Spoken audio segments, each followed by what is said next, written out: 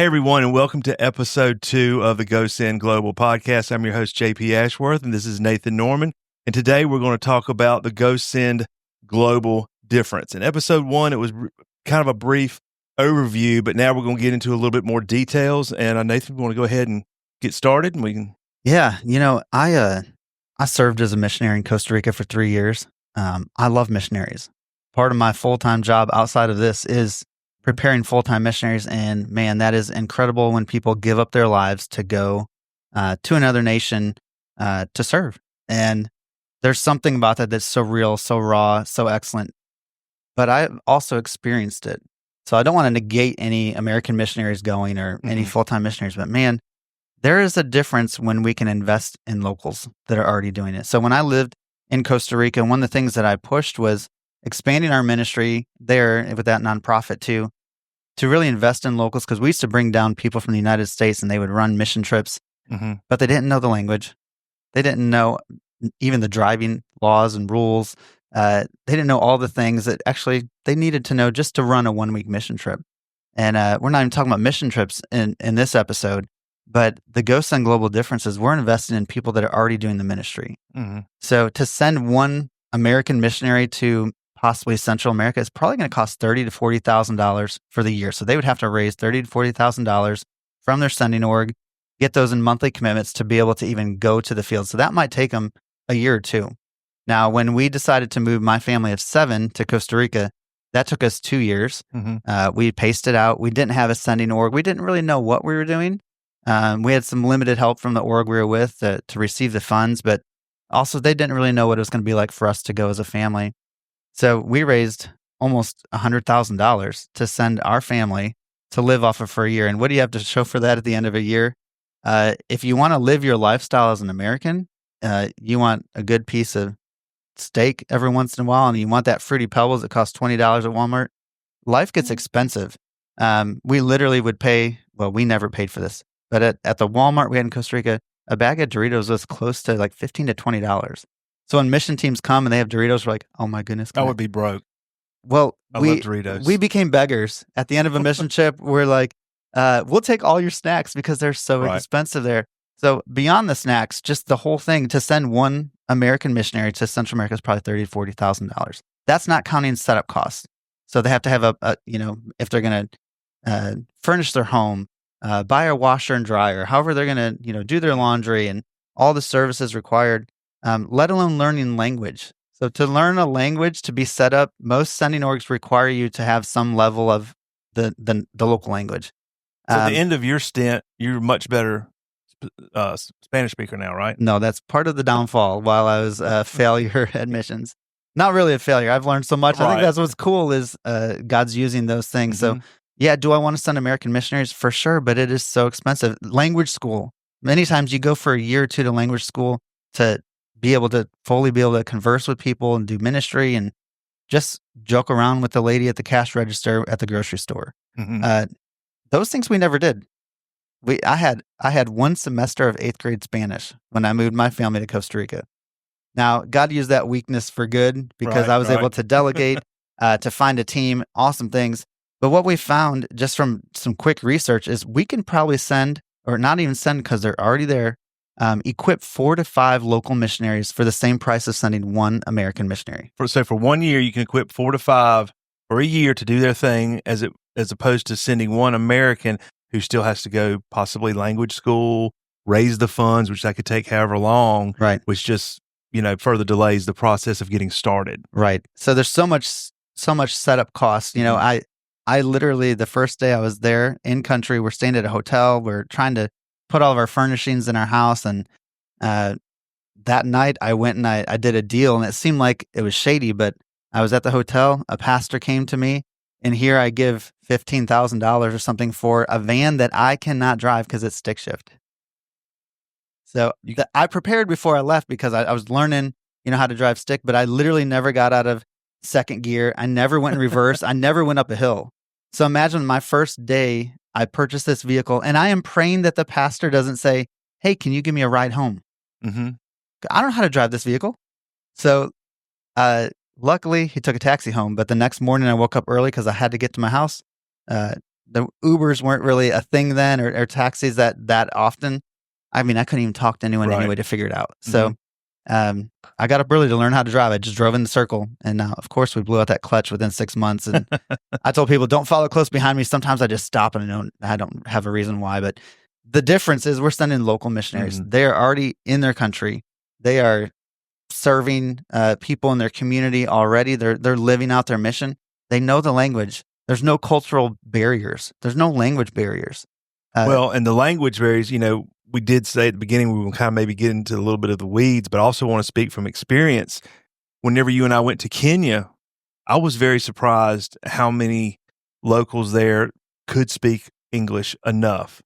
That may not be the case in every country. Because I know in some countries, English is taught as part of their curriculum coming up, and a lot of them retain it, but others there's not. So you can't always guarantee on them being able to speak or having a local guide to help translate with you day and night, like we did in Africa with Joe. Right, and like I said, my weakness became my strength because we did take Spanish classes, but it was bad. So many stories. We could do a whole podcast just on my failure speaking Spanish.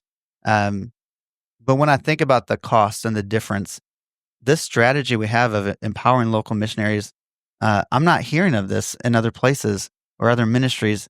It really, I think, is a strategic idea that the Lord has given us to implement, finding people that are already doing ministry and just discipling them even further, empowering them even further to maybe they can give up their full-time jobs so they can devote themselves fully to the ministry.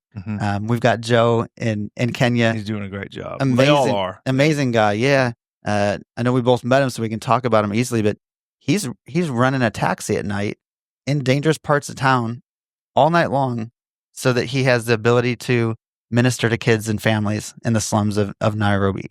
I remember when we were on the van going, I went to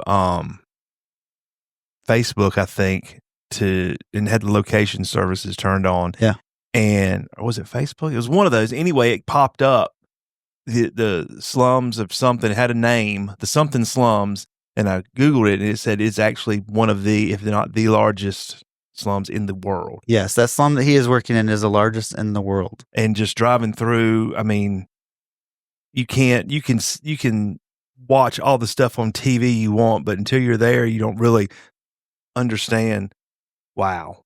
Yeah, when you see it, you hear it, you smell it. You're playing with the kids that are living there. It touches you in a different way. It moves your heart, and that's what this Go Send Global Difference does. Is it's moving our heart in a different direction. Right. We're attempting to do things, and we already are doing these things that are different because we believe in the power of people, that anyone can go. One of our core values is everyone can go, and we're risk takers. We can be sent to the next door neighbor. We can be sent in our own community. Maybe it's the other side of the country, but wherever we are, we're sent and we're making a difference right there. And these local missionaries, as we call them, you would probably just call them people, but I had to put a name to it. They're Christians. They're followers of Jesus. And but they're living out their calling right in their backyard. And it's something that I can't get away from. It's a passion inside of me that does keep me up at night. It's like, I know. How can I support these people, these missionaries, these ministers to keep going every single day, maybe even getting rid of their job so they can devote themselves fully to the ministry, or maybe they keep their job so that all the money that comes in is able to go right out instead of taking care of their personal needs. And we talked about a little bit about this yesterday after the monthly call, and there's a part of me is like, man, I'm just going to pay out of pocket. I want to go down there and hang out for a week with them and just get some video footage. So I just want to do it, just do it.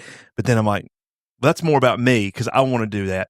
But let's say I had to spend $3,000 and I was going to do that anyway. It would go a lot further if I just sent the money. Right. And even though I want to go and I want to see it and experience, and I probably will, but I just thinking, because, we talk to them and like, man, I just want to come hang out for a couple of days and not to check on you or see what you're doing, but just be there with you as support. And it's like, oh, I want to go, and we will. But that money is better used. Yeah, and go further when we just send it to them. That's a debate that's been in missions for a long time, even with short-term missionaries. Really? Like, should I spend $2,000-$3,000 to go on a mission trip to Costa Rica or to Kenya, or is it better off just sending it? Yeah. And I say do both. Yeah. because something happens in us when we go. Oh, for sure. When I went as a Sure. missionary, we raised all that money for 2 years. We go. Of course, it transforms our lives. Even that 1 week mission trip where God spoke to me and said, "You're going to have influence over Costa Rica." I'm like, I don't even speak Spanish. How can I have influence? But those moments are just incredible reminders that the Lord is with us and He'll use it all. Mhm. I come back from mission trips and there's life change. I lead mission trips here at a church that I'm serving at, sending 150 people a year with our church. Awesome group of people that are willing to go and be generous. So yeah, you got to go, but you also, it'd be great if you empowered others Oh, absolutely. because it's so much more strategic. So I think it's a both. We don't throw out one to do the other. Right. We should be doing them both because the Bible says we're all supposed to go. We're Mhm. all sent, regardless of race, color, monetary value. We all go, and we're all supposed to be those risk takers. But I think we can do both at the same time. Okay, so I've got a question for you. What is, since you started this or since you started doing missions, what's the best thing you've ever experienced or learned doing what you do with missionaries and being a missionary yourself? Yeah, taking my family to Costa Rica, 7 of us, exploring life, adventures, amazing things. Like I said, I didn't learn Spanish very well. Actually, my first day, our house came with a lady who cleaned, a maid, basically, but she would clean the house. And the first day in my limited Spanish, I was going back to the hotel because we didn't have the bed set up or anything. We just were setting up the house. I'm like, let's go back and stay at the hotel a couple more nights. So I look at this lady and we can't communicate, but I knew a couple words. So I said, no más trabajo, no more work. I forgot the word hoy, which means today. So I said no more work instead of saying no more work today. See, there's a difference. She thought you fired her? Yeah, she didn't show up for the next couple of days. I couldn't call her because I couldn't speak to her. But the best thing that I ever did as missionary wasn't learning Spanish. It wasn't learning how to drive stick shift. It wasn't even, having my kids being raised in another country. I think the best thing I did was probably 2 things, was investing in local people. I quickly realized I could not do what I needed to do. We knew we wouldn't be there for 10, 15, 30 years like many missionaries do, where they abandon everything forever, which is so admirable. I honor them. We love missionaries. But I knew that wasn't for us. Maybe not at the start of it, but I quickly realized I'm not that one that's going to be here forever. Right. So when I found my weakness, which was Spanish, I said, all right, I'm going to start delegating. So I found 2 people that could speak Spanish and English. And I said, all right, I'm going to give you a couple jobs make a couple phone calls, set up some mission trips. At the end of a month, I'm going to throw you some cash and you're going to be happy. Mm-hmm. And so I found someone who did that incredibly. And that local became one that is leading that nation and other nations right now, just because of delegating. In the end, the best thing that I did was I delegated. I gave away responsibility. I trained people to do what I was doing and the lack of what I couldn't do. So I couldn't communicate over the phone. I actually canceled a mission trip via text. And the pastor was so upset. So I said, okay, I'm not texting any more pastors. I'm not going to ruin things. I'm just going to empower a local to help me move this mission forward, just to set up some simple mission trips and care for pastors. And what that evolved into was me realizing, man, if I can just empower some people here to do my job, I can get out of there. So the best thing I did was invest in local leadership. Mm-hmm. And the second best thing I did was I left the country. Even though that's not what you wanted to do and it didn't feel like the best thing at the time, now in retrospect, it was. Yeah, after 3 years, my family is getting settled. We know how to drive now on the roads.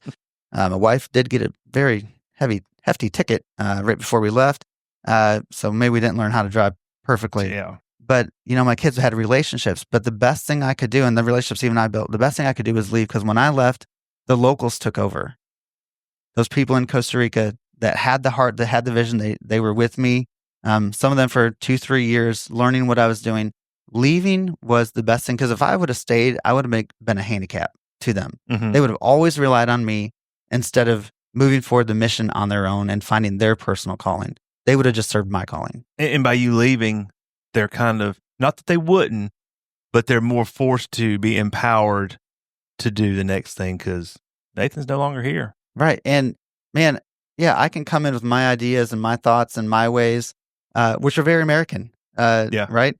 But when you invest into locals, just kind of like the local farming movement and all this locally grown thing, it is the same thing in missions. If we can invest locally, the strategy and the impact changes forever because they're taking ownership and they're running with it themselves.